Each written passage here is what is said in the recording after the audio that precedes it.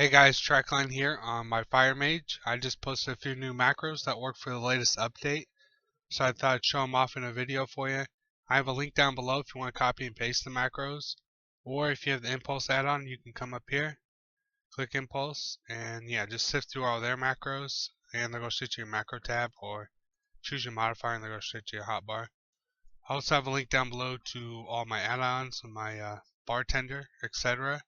Everyone always asks, so yeah, all my add-ons and macros are down in the links below, guys.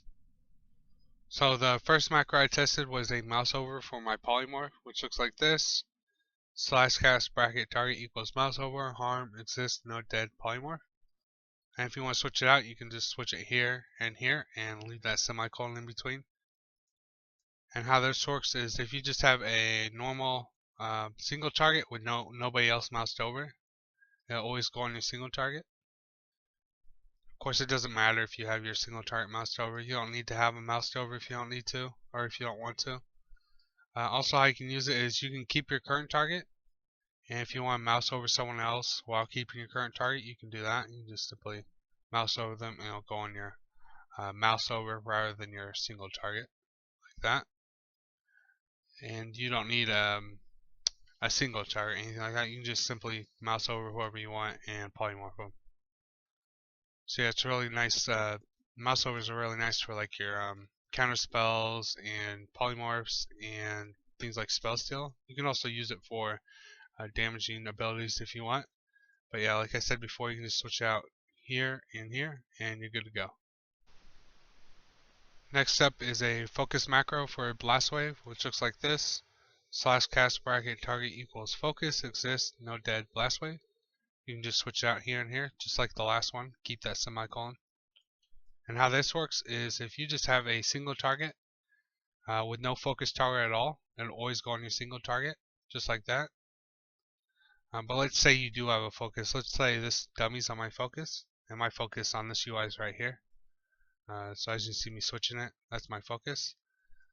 So now that I do have a focus, it'll always go on my focus rather than my single.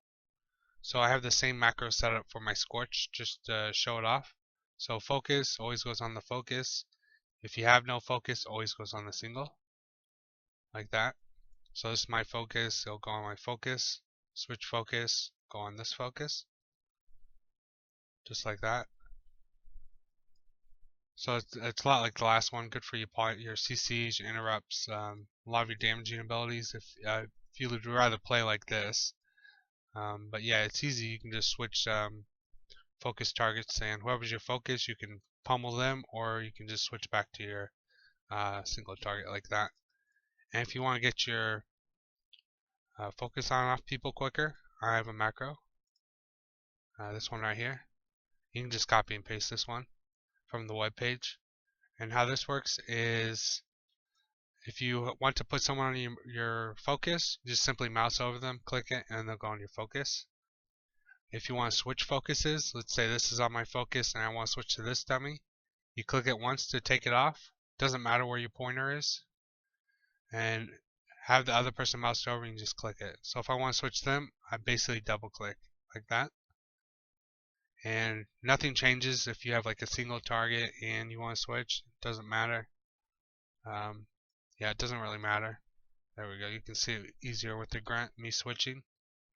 Yeah, but it's a really nice versatile focus macro. I recommend just playing around with it and see if you like it. Next up is a Stopcasting blink macro, which looks like this.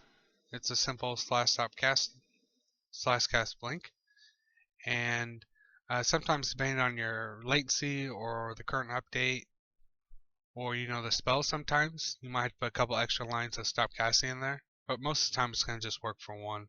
One should just be fine. Right now, it's just fine for most spells. And also, if you want to switch it out, just switch the spell name right here. So if you never used this Stopcasting macro before, I'll show you what they're good for. So normally when people are casting something like a fireball and they want to do their blink, just to stop it and blink away, they'll usually jump, or you'll see them start running and then they'll blink away like that. But that's not very efficient because you lose a lot of animation time doing things like that. So what you can do is just put stop casting in front of it, and it'll quickly stop the casting and do blink. So if this guy was casting something on me and I want to quickly get behind him, so he didn't hit me, I would just use a stop casting. So I'll show you what it looks like. This is my regular blink, and this is the macro one. Obviously, if I click it, it's not going to go off until after the spell's done. Or my other way to stop it was to move forward a little and then blink or something like that. But like I said, that'll just slow you down. So what you can do is use the macro and automatically stop the casting and do blink. You just have to spam it, just like this. So you see you get it off a little quicker, and you'll notice a big difference when you put stop casting in front of a lot of your spells, like Polymorph. Like if that person was casting something on me and I want to quickly polymorph them, if you put stop casting in front of it, you're going to get it off a lot quicker. And the last macro I tested today was a modifier for my Fireball and my Pyroblast. It looks like this: /cast bracket modifier alt, Pyroblast, semicolon Fireball. And if you've never used a modifier before, you can switch out the alt for something like Shift or Control if that's easier for you.